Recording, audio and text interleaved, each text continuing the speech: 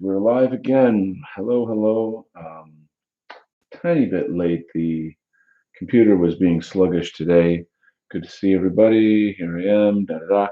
So, I'm gonna hook up a little bit of copyright-free music. I've been getting notifications from Big Brother saying what I'm playing is not good. So let me move on and just get some chill background tunages going on. Hopefully this is okay. Um, Whenever a commercial comes on, I'll try to block it. It's just annoying. We get enough commercial garbage in our life. But just something chill. I'm trying to work out this area of the painting. This is an enormous painting. 1, 2, 3, 4, 5, 6, 7, 8, 9, 10, 11, 12. The painting is about 12 times the size of this square. So it's going to take a little while, but it's coming along, I think, well. And it's always a joy to see you guys here. If you have any questions, once in a while I check the chat and then we get to talk about whatever. It's very laid back, but I'm going to be focusing on the work for now. So you guys enjoy. I would love it if you could share this and get, some of your friends online. I mean, I know this is 2 o'clock in the afternoon Eastern time on a Monday. Maybe people are at work or this or that, who knows? But, if you could share this wherever you can on your social media, I'd appreciate that. That'd be cool. I feel like everybody in our sphere has some kind of, I don't want to call it responsibility, but I don't know, like if we want our world to grow, it's kind of on us to do it. It's sort of guerrilla marketing, I guess, making sure that other people around know what's going on and have access to the different shows, et cetera, et cetera, et cetera. So I'm gonna check out. So this is a copy of the painting by Francesco Hayez, and it was painted sometime. I'm trying to find the date on this. Well, I'll just read a little bit. Francesco Hayez was a Venetian painter working in Italy in the 19th century. Hayez was known for his theatrical history paintings of biblical and classical themes, rendered in a neoclassical style. This chaotic, dramatic, and rather violent image of the Roman destruction of Jerusalem by Titus and his Roman army in the 7th century, as described by Josephus in his Jewish War, is typical of Hayez's style. So there you go, folks. There's a lot more. I'll include the link in the chat if you guys would like to look at the painting here. And for some reason, I don't see how to get into the chat. Well, I'm here to paint, so I'm going to do that, and we'll check and see if anybody's chatting later. Okay.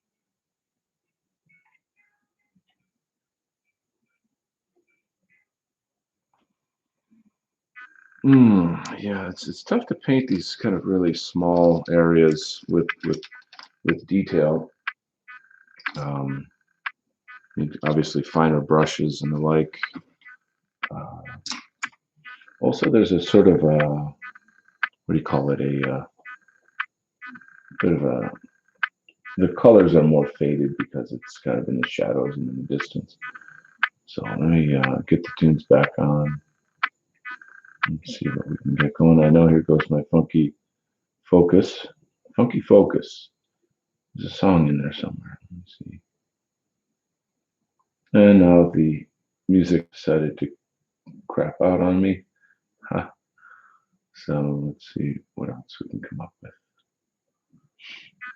Hope you're all doing well on this fine day about copyright-free classical music. Should we do jazz? Maybe a little bit of jazz today. Kind of chill jazz. Be nice,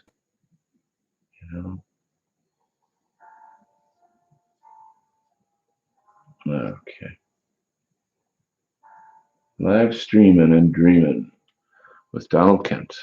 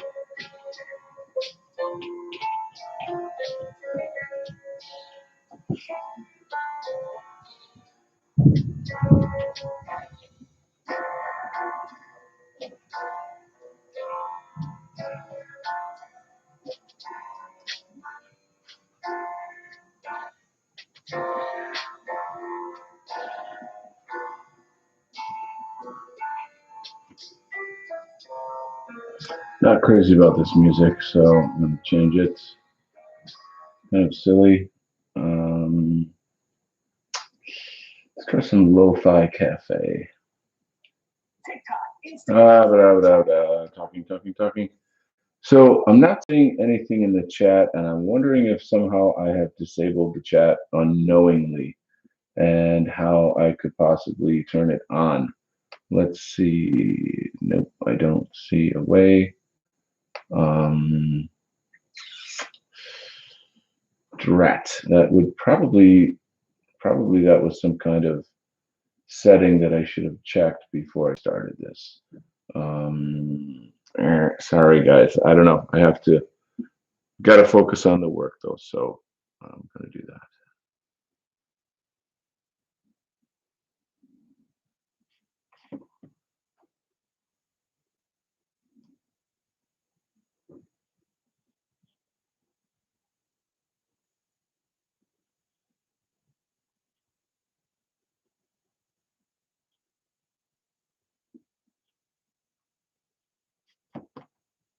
And I don't hear music.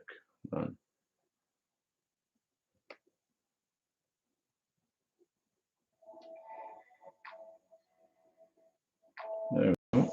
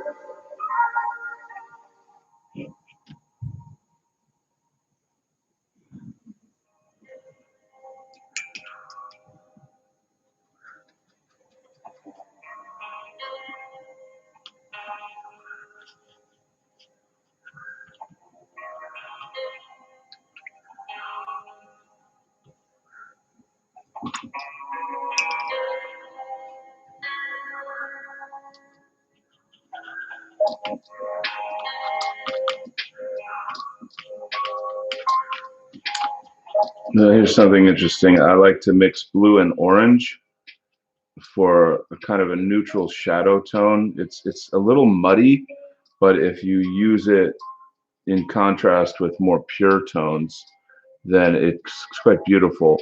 So there's a certain, I don't know what to call it, strategy, I guess, to this kind of color approach. And so blue and orange are neutral colors, or not neutral, sorry, complementary colors. So when you put them together, they cancel each other out. And then what that essentially gives you is a kind of a shadow with color in it. And when you think of shadows, you just kind of think of black, or shades of gray. But in a painting, you want to put color in it. You want to somehow use color for those functions.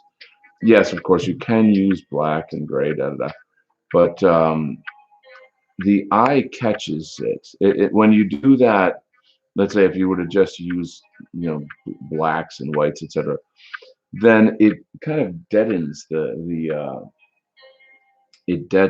image. It's lifeless. Whereas with color, it comes alive.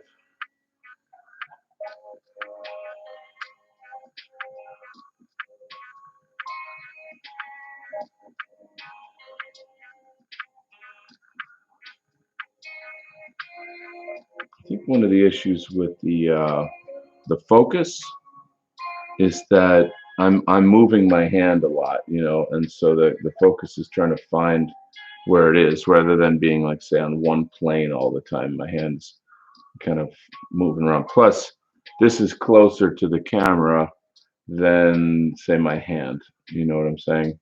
So that could be confusing to the camera a little bit. All right, let me grab the image. You know what? It's looking like I somehow disabled the chat, and I'm very, very sorry for that. Problem is I don't know how to fix it from here. If anybody knows me on Twitter, you could jump over there and shoot me a message or something.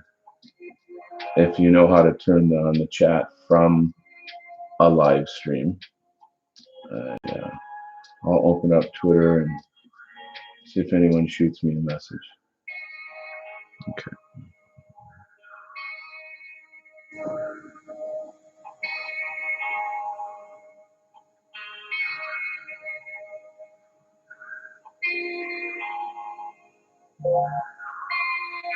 Well, I heard a ding.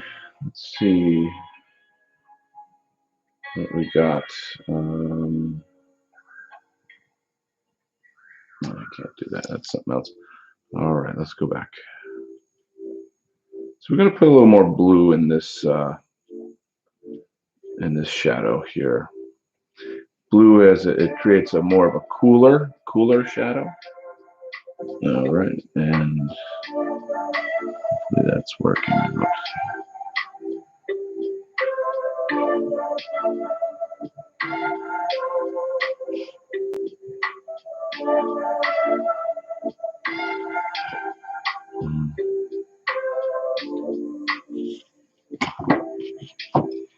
Sometimes you put things down a little too heavy, and what's nice about watercolor is you can just kind of lift it off with a paper towel.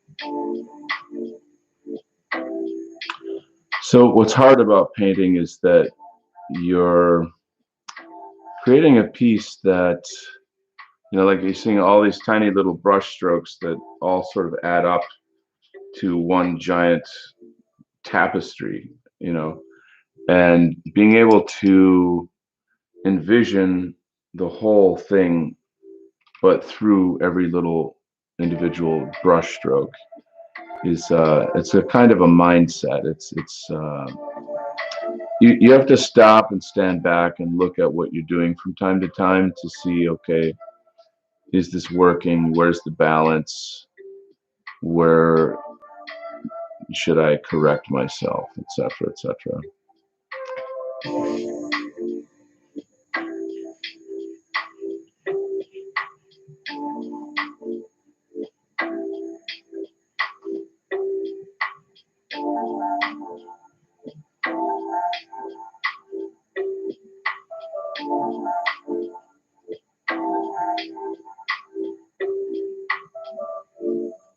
It's such a complex painting too.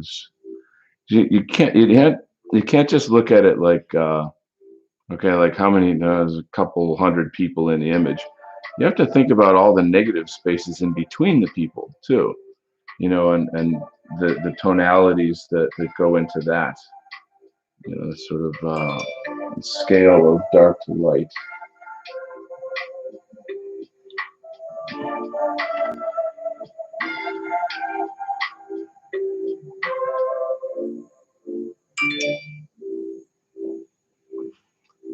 So my approach is going to be to start off with doing the figures, and then to work the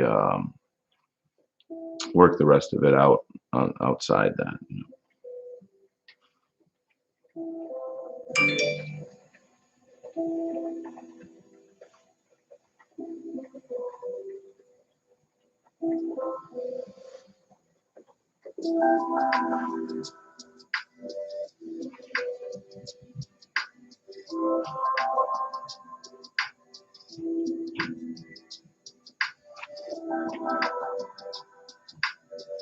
So, like for example, I have a kind of a neutral bluish shadow color on my brush. So I kind of scan the area for every place that has that tone, and then I try to lock it in. And in some cases, you add to other areas, that are already kind of illustrated. Um, Hold on, I gotta get something squared off here. A lot of times you can lay down some color and then just add water, and it kind of bleeds out into that area, like I just did with this guy's toga. And then, looking back at the painting, often you'll see, oh shoot, I didn't get that part right. I kind of have to go in and clean it up or fix it up. Um, it's absurd to think that this is, I'm going to make a like photographic duplication of this thing.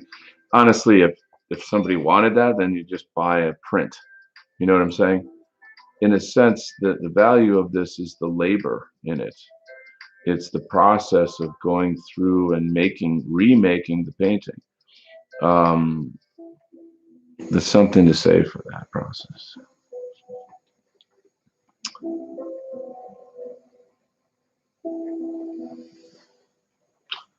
I like a lot of this lo-fi stuff.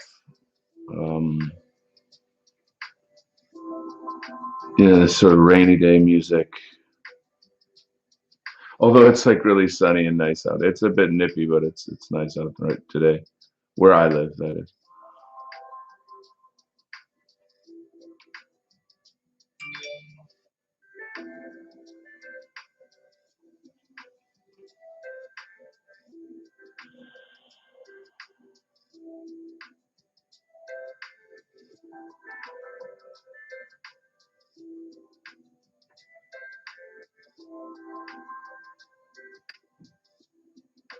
When you get to know how to paint, you can sort of improvise your way through things as well.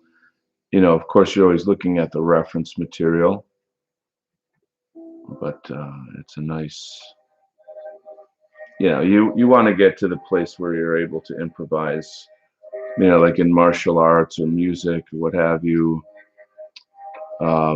You learn the how do I say, you learn the techniques so that you can forget them. That sounds odd, right? But when I'm playing guitar, I'm not thinking, okay, this is an A, G, C, D, whatever. I'm feeling the rhythm. I'm improvising with it. It's kind of the same thing here. Like I have to know visually, does this make sense? Does that make sense? And it's not just light and shadow, it's color harmonies. So there's a sort of a symphony of color happening in the piece as well. That's quite fascinating to work with. Let's see if I got any info on. No, I didn't. Okay. And, all right. Well, thank you to the 9 people that are joining me and that have liked this. Please share. Um, I kind of screwed up a little bit today. I don't know how I did it, but somehow I did not enable the chat. So I apologize for that. But thank you for spending some time with me. So I'm just going to try to focus on this piece a bit here.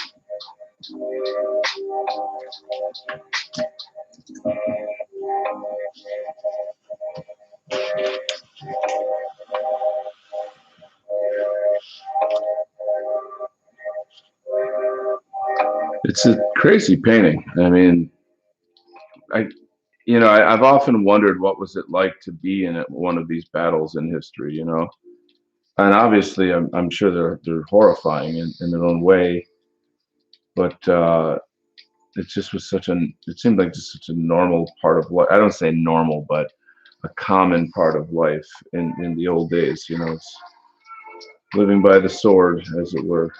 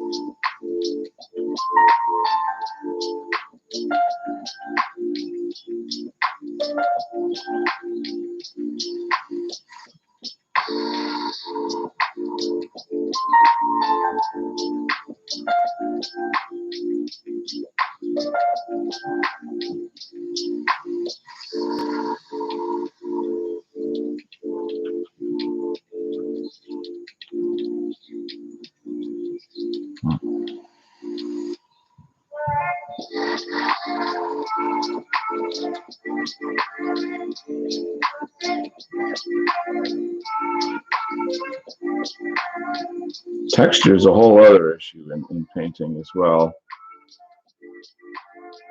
The way hair looks is different from metal or cloth or concrete. There's all these sort of little nuances that you try to capture in your work, and to give it a little bit of tone, a little bit of color, in addition to shade and texture. So think about it. You're juggling texture, tone, and color. Tone being how light or dark something is.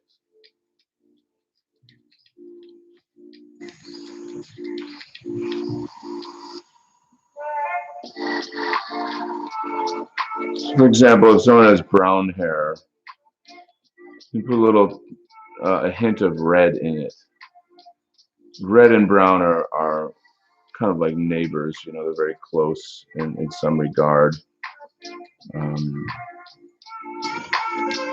by doing so, it's like you're sort of capturing a little bit of sunlight in there. Just a ray.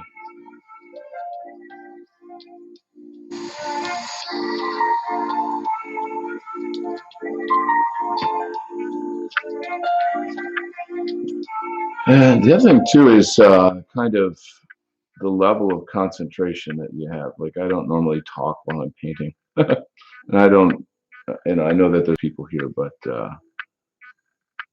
um, generally you're just focusing on the work and concentrating. Mm.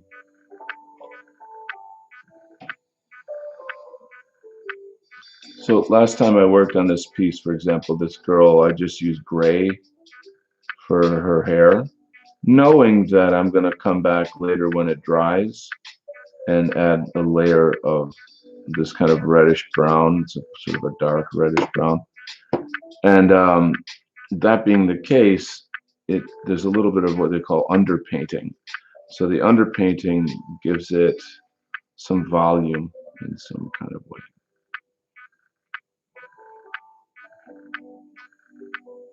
It looks a little bit better.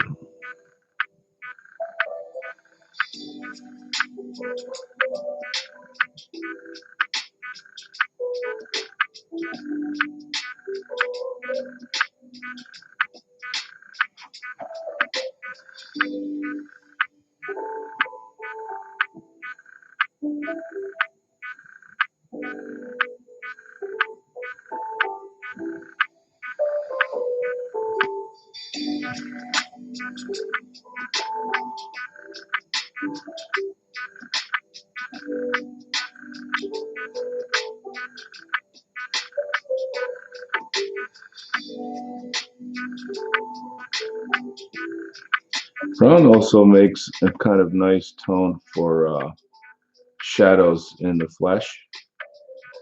Um,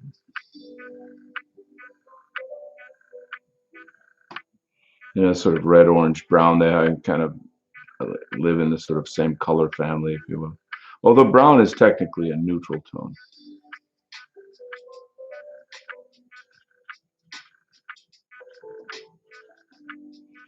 It's nice to use some sort of non-distinct color tones sometimes.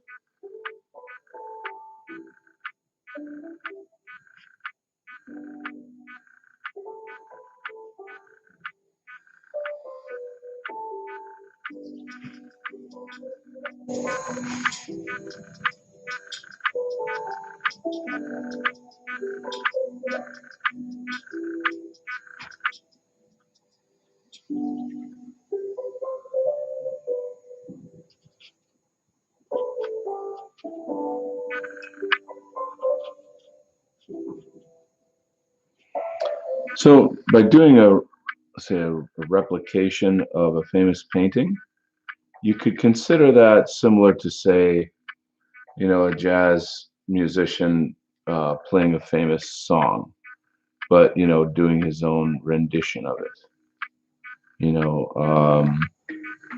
Acting, for example, is interpreting a script. So you could have a theater in New York and a theater in LA doing the same play, but the actors are riffing on the lines differently in both locations. So doing replication of say a painting like this, for example, in a sense is like a play. I'm just kind of riffing on the different brush strokes and the different things like that. Of course, I want to keep the tonalities and you stick to the script, right? I'm not making up new lines per se, right?